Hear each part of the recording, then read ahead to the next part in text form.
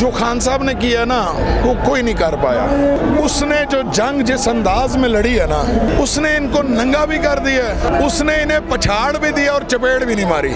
उसने बता दिया है कल जब इनसे नहीं हारता था वो, तो इन्होंने आवाजें लगाई, अबू हमें बचाओ, अबू बाइडन हमें बचाओ, बड़े अबू हमें बचाओ। फिर जो यार है फिर इस मुल्क ने देखा कि जो अदालतें 12:30 के बाद हमारी पिटीशन को कह रही थी कि वक्त खत्म हो गया है, वो 10 बजे खुल गई। जी अस्सलाम वालेकुम नाज़रीन, मैं हूं आपका मेज़बान अनस कुंदर, आप देख रहे हैं MYK न्यूज़। नाज़रीन, इस वक्त मैं मौजूद हूँ लाहौर के अंदर लिबर्टी चौक में। इमरान खान साहब ने ये कॉल दी थी कि हर शहर के अंदर एहतजाज किया जाएगा और पाकिस्तान तहरीक इंसाफ जो है वो जो कारकुन हैं वो बाहर निकलेंगे और बताएंगे कि पाकिस्तान की कौम ग़ुलाम नहीं है, पाकिस्तान की कौम किसी के सामने झुकेगी नहीं। इस नारे के ऊपर पाकिस्तान की कौम, और आज यहाँ पे ज़ुबैर खान नक़वी साहब ने क़यादत की, जनरल सेक्रेटरी हैं पाकिस्तान तहरीक इंसाफ लाहौर के, उनसे बात करते हैं। सर ये बताएं कि पाकिस्तान तहरीक इंसाफ, इमरान खान साहब ने ये कहा था कि रैली निकालनी है, आपने तो जलसा यहाँ पे कर दी, ये किस तरह मुमकिन बना लिया आपने? ये मोहब्बत इमरान है, ये सच्चे और गैरतमंद पाकिस्तानी हैं, ये गयूर लाहौरी हैं जो इमरान खान की कॉल पे निकले, जो इमरान खान की। हम लाहौर में जब से ये मामला चल रहा है तकरीबन 1-1.5 महीने से हम सड़कों पे हैं। हमने लाहौर में कोई जगह नहीं छोड़ी जहाँ पे हमने मोबिलाइज ना किया लोगों को। हमने लाहौर में कैंप लगाए, 23 मार्च की रैली की, 27 मार्च का जुलूस निकाला, कोई मोहल्ला कोई इलाका नहीं छोड़ा। हमने PTI का पैगाम घर घर पहुँचाने की कोशिश की। ठीक है, कई कन्वेंशन किए, वर्कर एक माहौल मोबिलाइज हुआ था और वर्कर इमरान खान की अमर बिल मारूफ व नही अनिल मुनकर की आवाज़ को समझ बैठा है। वो समझ बैठा है कि जब हक और बातिल का मुकाबला होता है तो न्यूट्रल नहीं रहा जा सकता। तो ये कौम समझ गई है कि हम न्यूट्रल नहीं रह सकते। सर ये बताएं कि सर ये बताएं कि जो लोग सर ये बताएं कि जो लोग खामोश थे, खामोश बैठ के तमाशा देख रहे थे, ये फैसला कर रहे थे कि इमरान खान को जाना चाहिए, क्या उनकी ये खामोशी इख्तियार करना पाकिस्तान को नुकसान पहुंचा सकती है? मेरा ईमान है कि जो जिसकी तरफ आपका इशारा है उसमें मोहब्बत वतन लोग बैठे, उसमें 1-2 तो शायद ऐसे हो सकते हैं, लेकिन ये नहीं हो सकता कि पाकिस्तान की मोहब्बत भूल जाए उनको। सर ये बताएं कि पाकिस्तान के अंदर जितने भी लीडर आए या जो वज़ीर आज़म रहे, जब वो इक़्तिदार में होते हैं तो पाकिस्तान उनको बड़ा अच्छा लगता है, जब जैसे इक़्तिदार से निकलते हैं तो पाकिस्तान लेने चले जाते हैं, दवाई पाकिस्तान के ख़िलाफ़ बयान देते हैं। तो इमरान खान साहब ने अभी तक किसी के ख़िलाफ़ बयान नहीं दिया, इसका क्या मतलब समझा जाएगा? इमरान खान साहब को मोहब्बत है पाकिस्तान से? देखिए, खान साहब ने ना जो खान साहब ने किया ना वो कोई नहीं कर पाया। उसने जो जंग जिस अंदाज में लड़ी है ना, उसने इनको नंगा भी कर दिया, उसने इन्हें पछाड़ भी दिया और चपेट भी नहीं मारी। उसने बता दिया है कल जब इनसे नहीं हारता था वो, तो इन्होंने आवाजें लगाई, अबू हमें बचाओ, अबू बाइडन हमें बचाओ, बड़े अबू हमें बचाओ। फिर जो यार है फिर इस मुल्क ने देखा कि जो अदालतें 12:30 के बाद हमारी पिटीशन को कह रही थी कि वक्त खत्म हो गया है, वो 10 बजे खुल गई। इस्लामाबाद हाई कोर्ट भी खुल गया, सुप्रीम कोर्ट भी खुल गया। अबू बाइडन का बहुत खौफ था।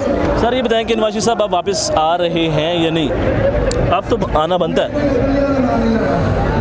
वो मेरा मानना वो नहीं आएगा। अभी भी नहीं आएंगे? अब क्या मसला है? आप तो अपनी हुकूमत है। वो इसलिए नहीं आएगा क्योंकि उसे पता है इमरान खान ही जीत रहा है। मौलाना फजल रहमान साहब की बात करते हैं। Diesel diesel diesel diesel diesel मौलाना साहब का अच्छा रेट लगा कितना रेट लगा होगा? और अब उनका क्योंकि रेट लग चुका है एक लस्सी। तो इसके बाद डीजल सिर्फ पंपों पे ही बिकेगा। एक दफ़ा वो बिक गया है। सर ये बताएंगे अगर इमरान खान साहब के खिलाफ मुकदमात दर्ज होते हैं या गिरफ्तार किया जाता है तो आपके कारकुन या आप क्या करेंगे? क्या होगा? ये लोग देख नहीं रहे, ये कौम देख नहीं रही। इतने सोए हुए तो नहीं है ये यार। ये कौम इतनी बेवकूफ, इस कौम को इतना बेवकूफ समझते हैं। ये समझते हैं कि डॉक्टर असलान खालिद को ही उठा लेंगे, आवाज दबा लेंगे लोगों की। क्या होगा? क्या कसूर है उसका? सर ये बड़ा इंपॉर्टेंट सवाल है कि रात के 1 बज चुके हैं तो ये लोग घर क्यों नहीं जा रहे हैं? वो यहाँ से क्यों नहीं जाना चाहते हैं? यहाँ पे ऐसी कौन सी चीज़ है जो उनको वहाँ पे रोक के बैठी हुई है? ये रमज़ान की रात है। रमज़ान की रातें इबादत की रातें होती हैं और इस कौम को समझ आ गई है कि इससे बड़ी आज इबादत कोई नहीं है। हम लेके रहेंगे हक और सच के लिए अपने घर से बाहर निकलने से बड़ी कोई इस वक्त इबादत नहीं है। अच्छा मुझे बताएं कि इमरान खान साहब कभी भी मुकमका फ्यूचर में भी नहीं करेंगे? मेरा कप्तान डट गया था हुसैन के इनकार की तरह। मेरा कप्तान डट गया था हुसैन के इनकार की तरह। हक और बातिल की जंग है भाई। ये आप जिसको अभी तक नहीं समझ आई उसको उसके अगली नस्ल समझा देगी या उसे कुछ दिनों बाद समझ आ जाएगी। याद रखना सच अब नहीं छुपेगा। अगर कोई समझता है कि वो जो धमकी आई थी वो बात खत्म हो गई है, अगर कोई समझता है कि अमेरिका ने हमें डराया था और हम डर जाएंगे और बात खत्म हो गई है, तो ये नहीं होगा। तो सर ये बताएं कि जो रजीम चेंज हो चुका है अब सारी चीज़ें माफ़ कर दी जाएंगी? क्या पाकिस्तान के अंदर दूध की नहरें बहेंगी? याद रखना मेरी बात, ये खाते हुए लड़ पड़ेंगे आपस में।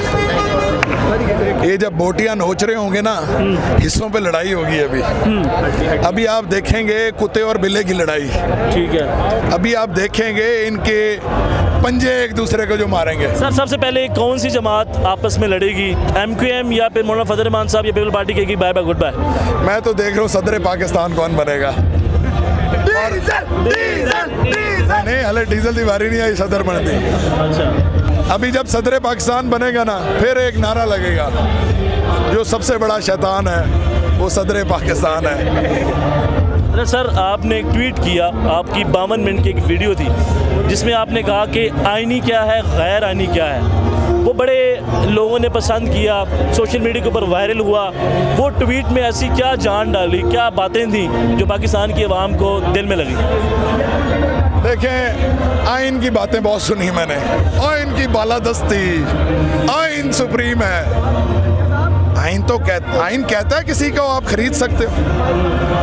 आइन कहता है कि जब तुम्हें धमकी दे अमेरिका तो झुक जाओ, ये आइन कहता है। आइन कहता है कि तुम मंडियां लगाओ बकरों की तरह और बिक जाओ। ये तो बकरों की मंडियां भी नहीं थी, ये तो खोतों की मंडियां थी।